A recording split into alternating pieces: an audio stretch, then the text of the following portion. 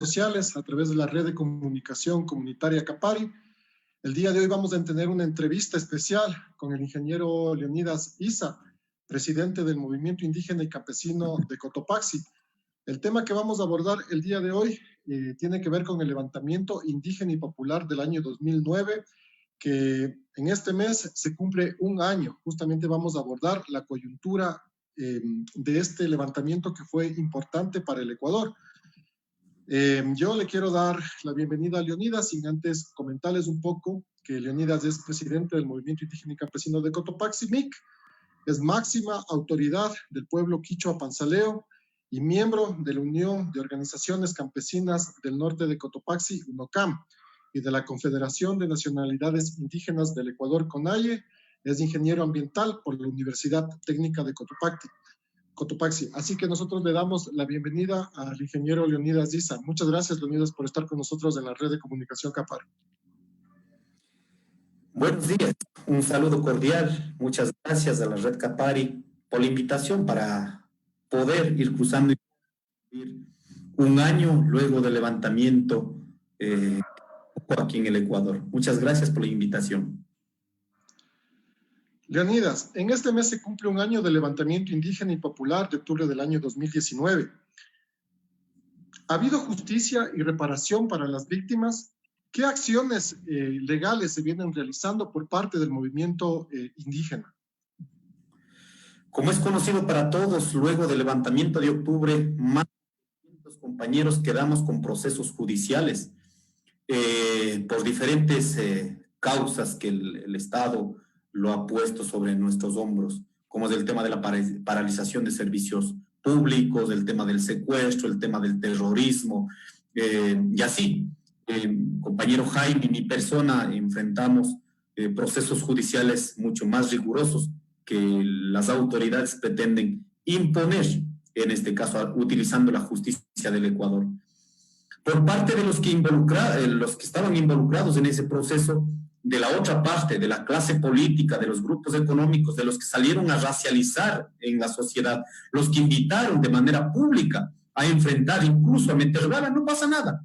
Por eso decimos que realmente los procesos judiciales o la lucha siempre van a acabar cargando únicamente en el campo popular. En cambio, los de la clase dominante, los que salieron realmente a posesionar criterios de división del Ecuador, criterios de imposición, criterios de racismo, no están enfrentando en absoluto. Por ello, para nosotros ha sido una enorme maquinaria realmente enfrentar con los pocos recursos que se tiene desde las organizaciones, enfrentar con toda la maquinaria estatal. Por ello no se tiene ningún proceso realmente avanzado, porque nuestros procesos que hemos puesto al Estado ecuatoriano no han tenido, en este caso, respuestas. Por eso nosotros hemos dicho, la justicia llegará el tiempo que sea necesario.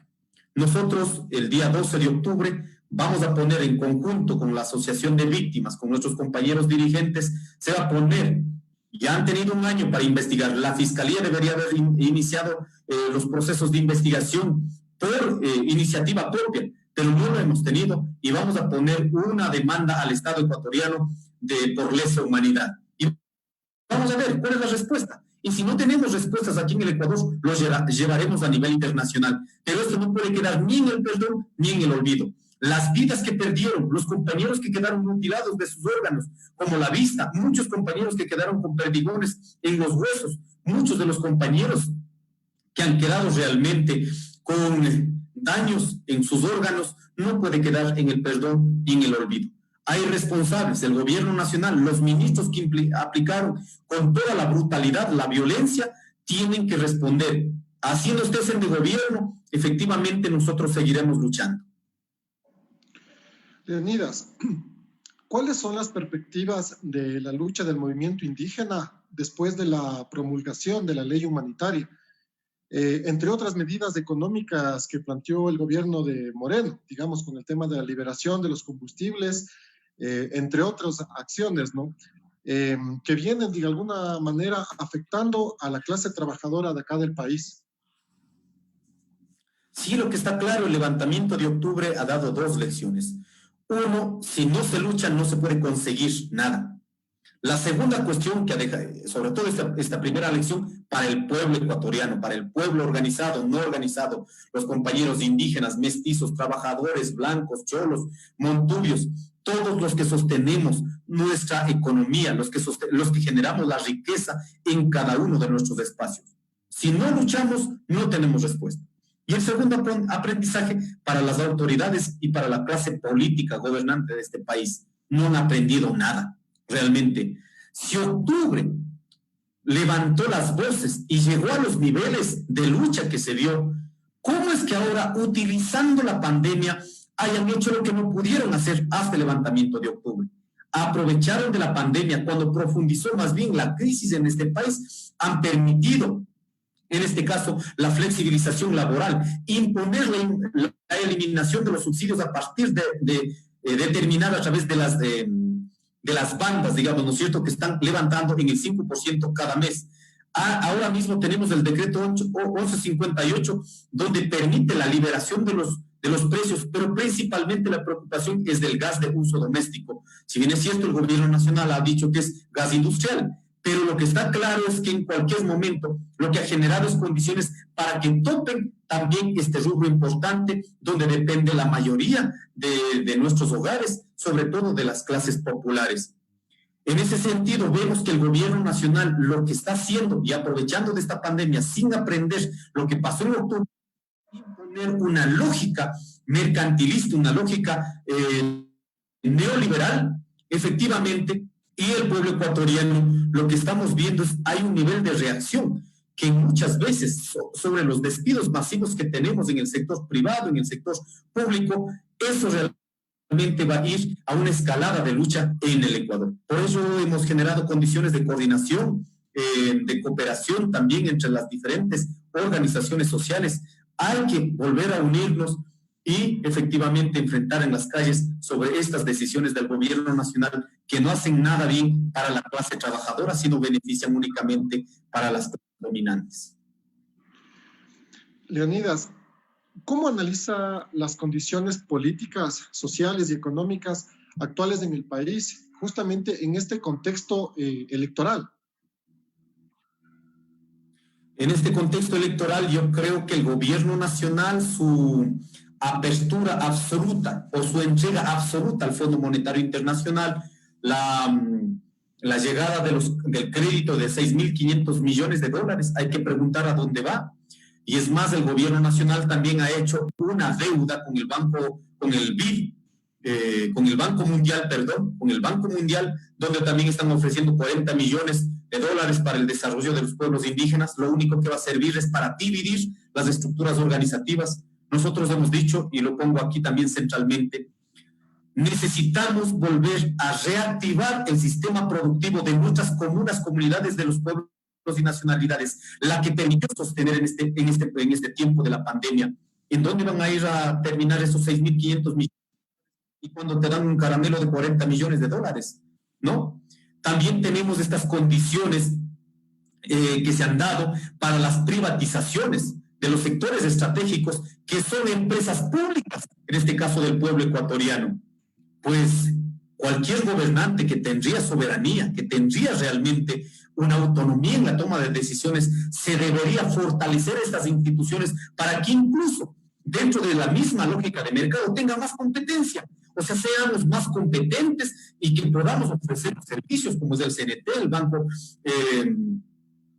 que está en este proceso de las privatizaciones. En ese sentido, el gobierno nacional lo único que está haciendo es ajustar, achicar el Estado, despidos masivos, y en ese proceso los que salimos golpeados realmente somos la clase trabajadora del campo y de la ciudad. Hay un escenario político, hay un escenario económico, pero sobre todo también, si vamos a ver en términos de legitimidad, las autoridades del gobierno nacional no sobrepasan del 15% de aceptación de la población. Pero sin embargo, aprovechando de la pandemia, en este caso, imponiendo estados de emergencia, estados de sitio, está logrando imponer estas políticas que el Fondo Monetario Internacional, en el acuerdo que tienen, han ido pragmatizando en el Ecuador. Ayer el presidente Moreno justamente había manifestado que se va atraer dineros justamente de los colaterales y que esto va a permitir reactivar el país. ¿Cómo le ve usted, Leonidas? ¿Es posible eso o no? Claro, es que más dependencia a nivel con los organismos multilaterales, más dependencia donde no vamos a poder tomar decisiones como Estado ecuatoriano, como pueblo ecuatoriano, con autonomía, con soberanía. Vamos a someter a los acuerdos, que en este caso muchas veces no lo han hecho de manera pública, lo mantienen oculto, incluso para que el pueblo ecuatoriano mire, luego de la aprobación del acuerdo con las multilaterales del gobierno nacional, debería, por respeto al pueblo ecuatoriano, dar a conocer de manera pública cuáles son esos acuerdos, incluso para nosotros estar preparados sobre las secuelas que darán estos acuerdos con el Fondo Monetario Internacional. Y hay que preguntar las deudas que han venido haciendo, no solo este gobierno, los gobiernos anteriores, ¿a dónde fueron a parar esos recursos económicos? Porque aquí no es que los que han gozado de esos créditos de pronto en una obra pública, sí, efectivamente, una obra pública que ahora está siendo privatizada. ¿Quiénes fueron los constructores de esas obras públicas? ¿Cómo se beneficiaron? En este caso, incluso hemos visto que han habido precios sobre precios y que se han beneficiado la gran empresa. Y resulta que ahora esas empresas están de venta. Entonces decimos, debería haber una auditoría de la plata que ha ingresado al Ecuador, cuánto realmente ha beneficiado al país y cuánto ha beneficiado a sectores, en este caso empresariales, a grandes grupos económicos, que en este momento no se quieren hacer cargo de las deudas, pero esas deudas trasladan directamente a la... ¿Y cómo pretende sacar esto? Eliminando en este caso los subsidios, regularizando las jornadas laborales, ajustando todo el tema laboral en el país. Entonces decimos, ese proceso lo que hacen es trasladar al pueblo ecuatoriano, pero los que han ganado, los que han usufructuado, en absoluto miran, en este caso, de lejos nomás. Por eso creemos que en este momento esta deuda que está teniendo el gobierno nacional, hay que preguntar a dónde va a ser dirigidas, a sostener, a salvaguardar los intereses de los grupos económicos únicamente, o es que realmente va a haber una parte también para salvaguardar los intereses de la mayoría del pueblo ecuatoriano, es salvar los empleos. Hay que mirar. Por eso, una de las propuestas que yo me atrevería a hacer, por ejemplo, si en este momento están trayendo estos 40 millones de dólares, supuestamente, lógicamente es un crédito para el Estado, pero va a ser dirigida para los pueblos indígenas. Con 40 millones de dólares estimados para levantar un proceso de desarrollo propio desde nuestros pueblos y nacionalidades, realmente no aporta en nada. Lo que debería hacer es, tenemos identificado, para ayudar al sistema de producción nacional, sobre todo para los sistemas comunitarios, necesitamos aproximadamente 1.300 millones de dólares para los sistemas de riego comunitario en el Ecuador. Deberían hacer esos esfuerzos. Esos 40 millones, póngale una parte y póngale también complemento para que se pueda recurrir a esos procesos, recursos económicos, y que realmente sirva para poder garantizar los sistemas de producción que están sosteniendo no solo las familias indígenas campesinas, sino gracias a ese trabajo se está dando de comer al pueblo ecuatoriano. Necesitamos pensar en grande, no de pronto poniendo limosnas para dividir estructuras organizativas en donde realmente no vamos a encontrar un proceso de desarrollo desde nuestras identidades. Leonidas, ¿cuál es la situación actual dentro del movimiento indígena y del movimiento Pachacuti? Justamente el viernes anterior tomaron algunas resoluciones. ¿Nos puede comentar un poco, por favor? Bueno, siempre es jodido los procesos electorales, y es más, nosotros lo hemos hecho una crítica a los sistemas de partidos en este país. Sobre todo, se han dado la lucha de manera unitaria en el levantamiento de octubre, los procesos de 1990, el del 99, el del 2000, todos los gobiernos que fueron cayendo, siempre se han dado los procesos unitarios, en este caso, en las identidades, cuando estamos identificados con los procesos de luchas en el campo popular, seamos organizados o no seamos organizados, pero finalmente trabajadores del campo y la ciudad que estamos aglutinados en el campo popular. Pero cuando llegan los procesos electorales, los sistemas de partidos, conscientes o inconscientemente, el sistema democrático de este país, supuestamente democrático, lo que hacen es fraccionar estas luchas. Por ello, incluso nosotros habíamos estado empujados por una decisión de nuestras estructuras organizativas enfrentando aquello. Nosotros dijimos, nosotros no debemos servir para divisiones. En consecuencia, nos retiramos porque necesitamos garantizar la unidad del pueblo ecuatoriano, la unidad de los sectores organizados, no organizados del campo popular. Es así que en estos días hemos visto con tanta preocupación que estaban inscritos más de 19 partidos, 19 en este caso de ser gobernantes en este país, de a poco han ido saliendo, pero van a quedar sobre los 15 aproximadamente en este país, pero realmente no dan una posibilidad de unificar al pueblo ecuatoriano. Más bien lo que han hecho es acrecentar o crear estas divisiones. Por eso hemos pedido, por favor, no quedar únicamente en la lectura política electoral. Ahora mismo he visto hermanos indígenas donde están invitando a votar por un candidato. Hacían lo mismo hace años cuando pusieron al presidente Moreno. Y después no se hacen cargo. Invitarán y en este caso se han promulgado como dirigentes de base. Cuando exactamente hacían lo mismo hace 4 o 5 años. No han aprendido realmente estos compañeros dirigentes o estos compañeros indígenas que no han aprendido de la lucha histórica, pues están, en este caso, a repetirla. Y están haciendo en este momento, invitando a votar por un partido, otro partido, mintiendo al pueblo ecuatoriano que son la salvación, que seguramente luego saldrá, nuevamente dirán que es una traición y nuevamente en 4 años volverán a mentir, a decir que esta es la salvación. Cuando exactamente hicieron eso lo mismo con el presidente Moreno.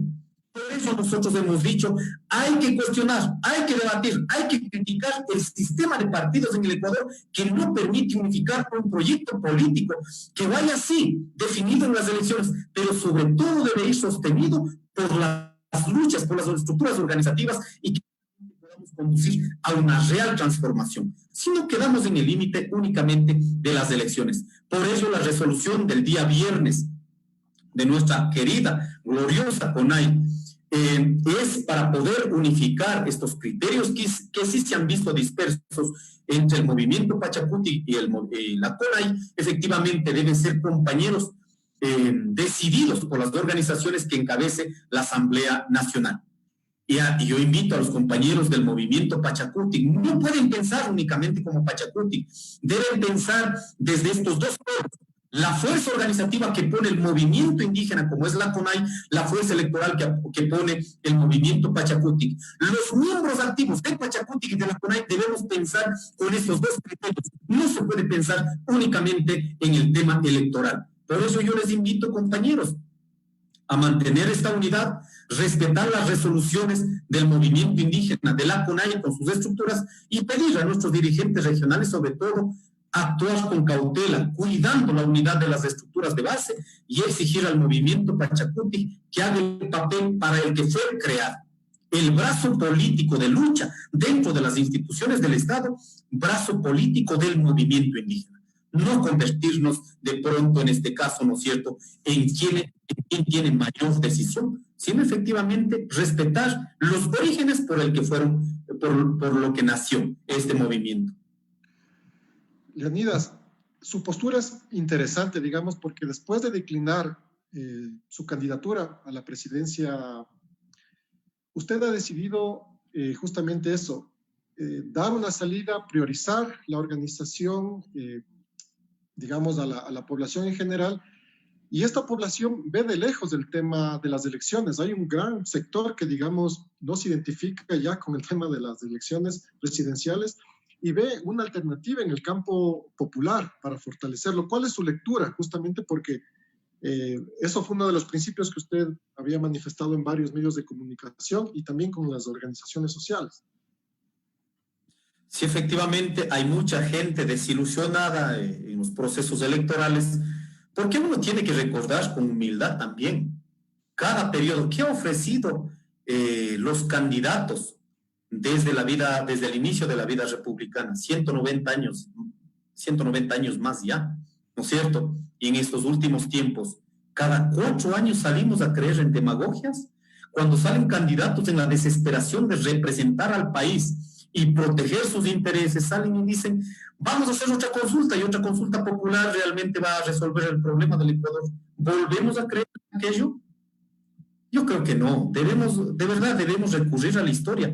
Tenemos más de veintena constituyentes y constitucionales en este país generados en esta vida republicana, pero el problema no han resuelto, porque muchas de estas decisiones en una constitucional o en una asamblea constituyente no se han primado los intereses centrales, en este caso de los que producimos la riqueza, sino de los que han concentrado la riqueza, de los que generamos, de los que trabajamos, digamos, ¿no es cierto?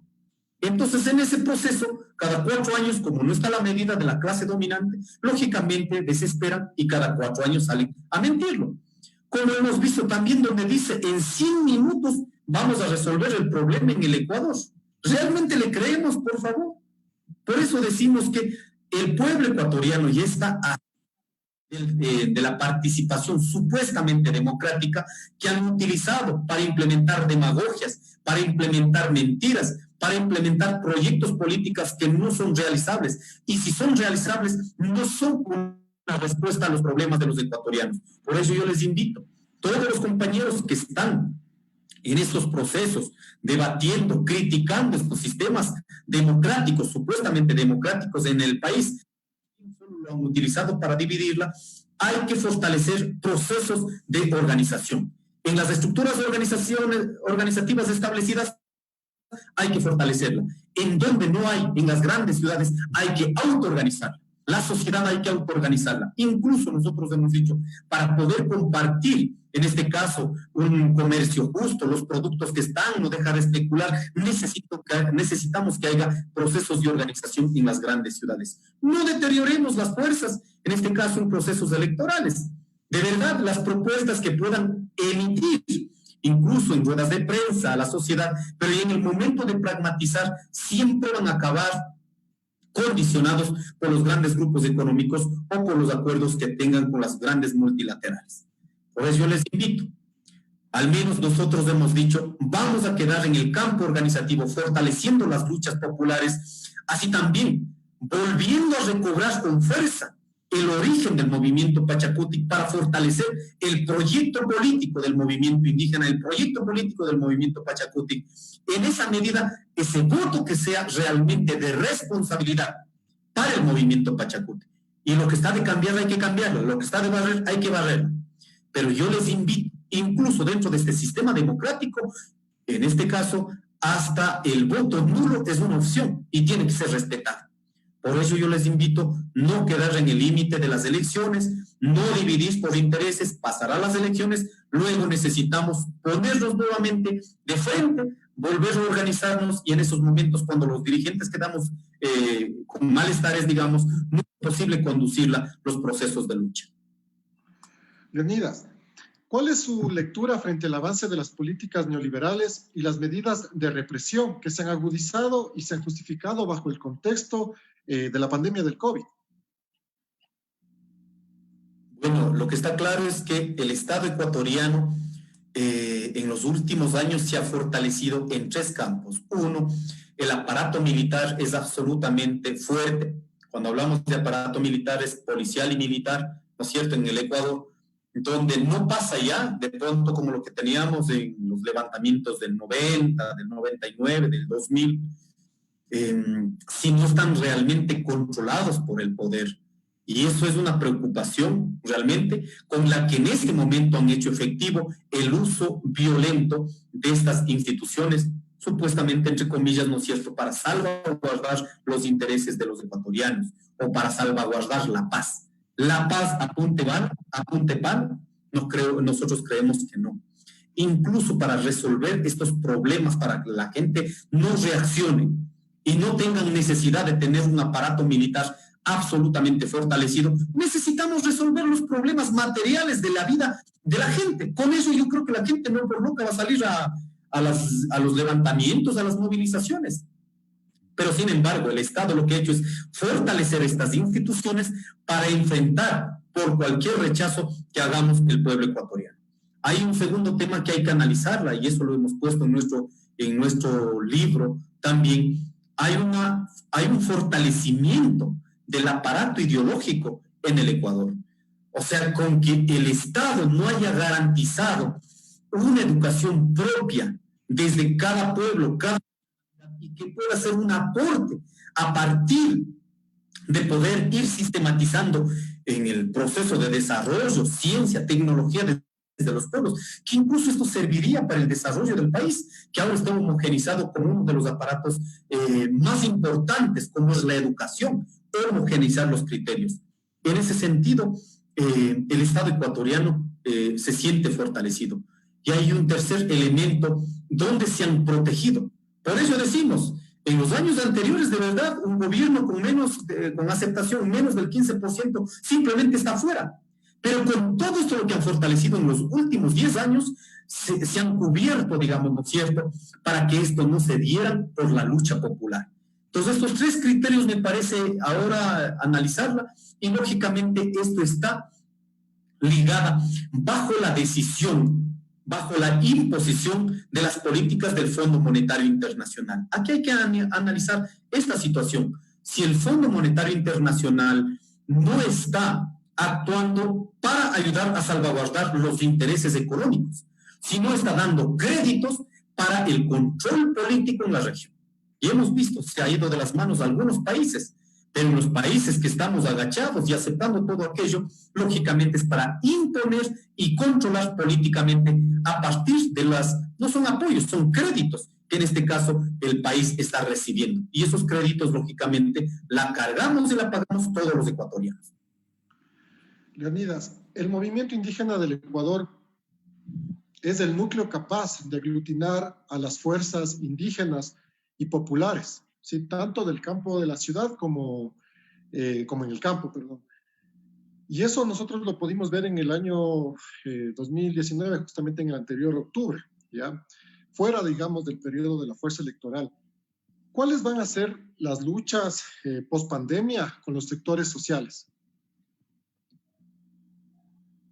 Nosotros hemos puesto 3 criterios. La primera cuestión, caminamos, fortalecemos nuestras estructuras organizativas. La CONAI tiene aproximadamente en su seno 10.000 comunidades.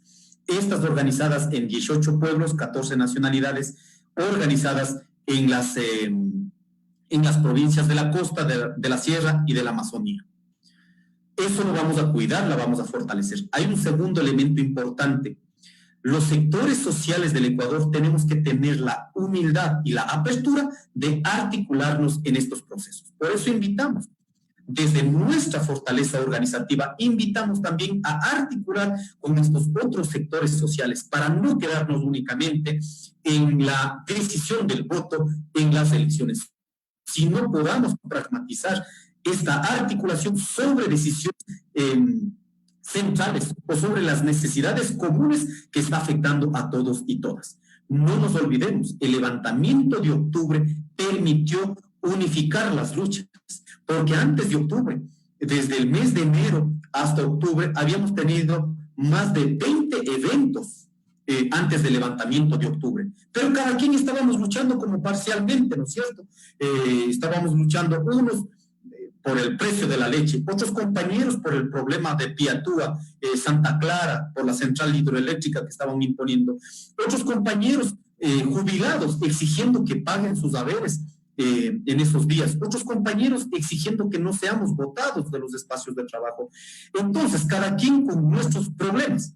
Lo que invitamos y lo que hizo octubre realmente es articular esos procesos de lucha y llevar a una sola plataforma nacional.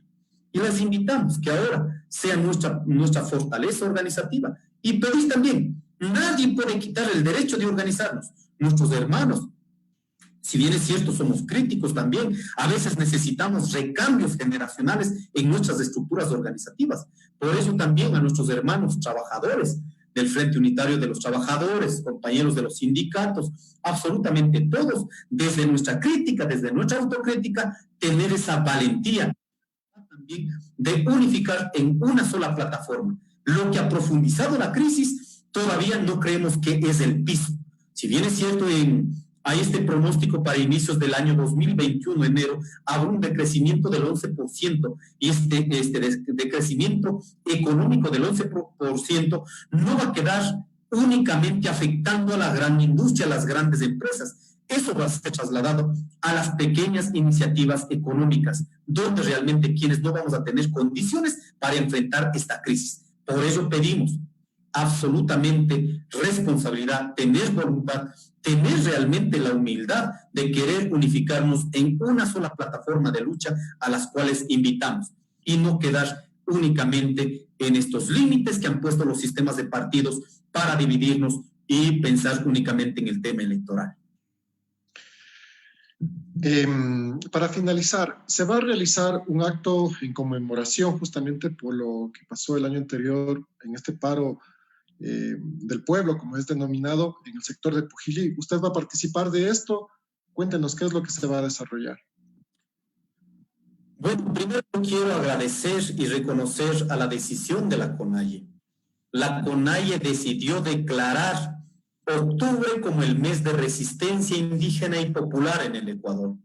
Si bien es cierto, en este momento se han profundizado más, se enfrenta con las formas de hacer política del gobierno y la clase política, pero nuestro mensaje es de rebeldía. La declaramos este octubre, y los próximos octubres, los próximos tiempos, realmente tiempos de resistencia indígena y popular en el Ecuador. Por ello nos allanamos de esta decisión, y en ese sentido se va a dar una jornada en estos días. Se va a empezar al recordar, no tenemos que celebrar. Lo que hacemos es recordar, porque el octubre no es un ícono inofensivo, no es un ícono para recordar únicamente y que está muerto. No, realmente esto tiene que dar una fuerza para seguir reivindicando nuestros derechos y seguir luchando. Por ello hemos convocado en conjunto con la gran CONAIE, con la Ecuadunari, con las organizaciones de base, a las cuales hacemos la invitación. Vamos a hacer este proceso conmemorativo de recordar y hacer ratificar nuestro compromiso de lucha para el día 9 y 10 de octubre, aquí en la provincia de Cotopaxi, en el cantón Pujilí, en la tierra de nuestros hermanos que cayeron, que fallecieron en el enfrentamiento, en este caso en el año pasado.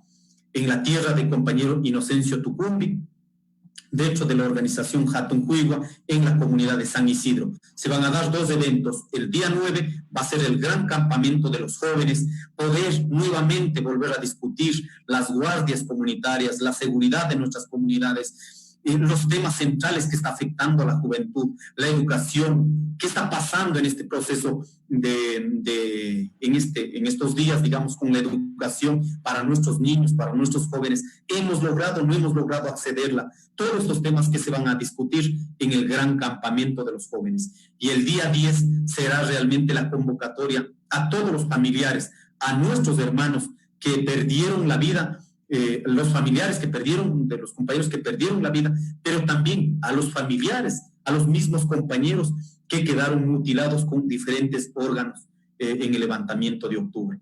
Y en este día creemos concentrar a muchos de nuestros compañeros y ratificar nuestro compromiso de la lucha, sin vacilaciones. En ese sentido, no queremos dejar absolutamente ninguna cuestión escondida, simplemente nuestra predisposición a la lucha con la que hemos venido sosteniendo en estos días. Y ahí también invitar para el día lunes 12 de octubre, donde vamos a poner la demanda al Estado ecuatoriano, esta demanda por lesa humanidad. Y de hecho, si es que no tenemos respuestas aquí en el Ecuador, las llevaremos a nivel internacional. Pero ni pena ni olvido, ni perdón ni olvido, en este caso para las autoridades que actuaron por estos eventos violentos y las que han querido o han pretendido trasladar a los pueblos que hemos levantado en rebeldía frente a las decisiones equivocadas del gobierno nacional. Muchas gracias, Leonidas, por habernos permitido este espacio para poder dialogar con usted. Nosotros también queremos agradecerle a todas las personas que nos pudieron ver y nos pudieron escuchar a través de la red de comunicación Capari. Quien se despide, Marcelo Negrete, y que tengan un buen día. Muchas gracias a usted, señor Isa, y a todas las personas que nos escucharon. Muchas gracias. Agradecemos por esta invitación.